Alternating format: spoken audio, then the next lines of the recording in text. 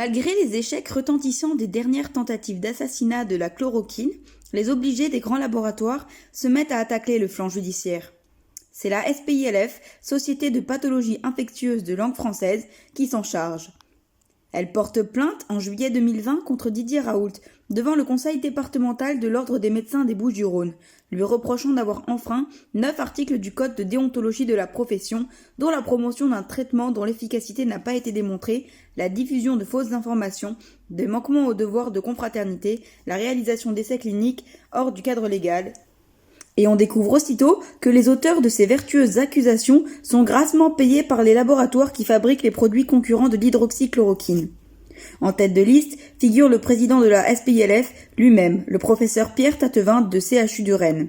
Ce respectable professeur touche 79 956 €, dont 15 028 € du labo Gilead, suivi par de nombreux membres du conseil d'administration de SPILF qui tentent sans complexe leur sébile aux largesses des laboratoires. Voici quelques célébrités. Le professeur Jean-Michel Molina de Paris, Saint-Louis, touche 184 034 €, dont 26 950 € de Gilead et 22 864 € d'AbbVie. Le professeur Jean-Paul Stahl de Grenoble touche 100 358 €, dont 4 552 € d'AbbVie. C'est lui qui a comparé le Plaquenil au papier toilette.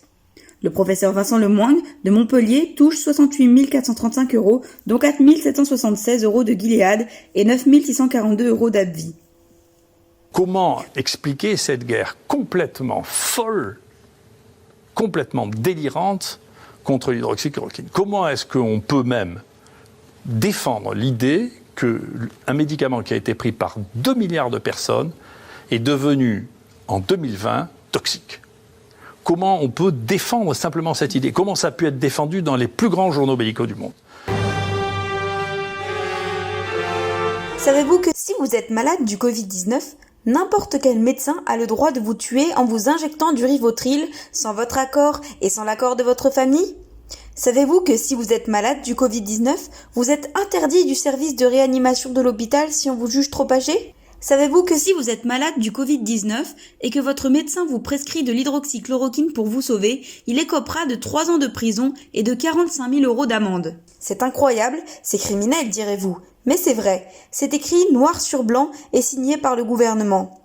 Vous allez découvrir dans ce film les mécanismes de ces véritables crimes contre l'humanité, accompagnés de preuves irréfutables.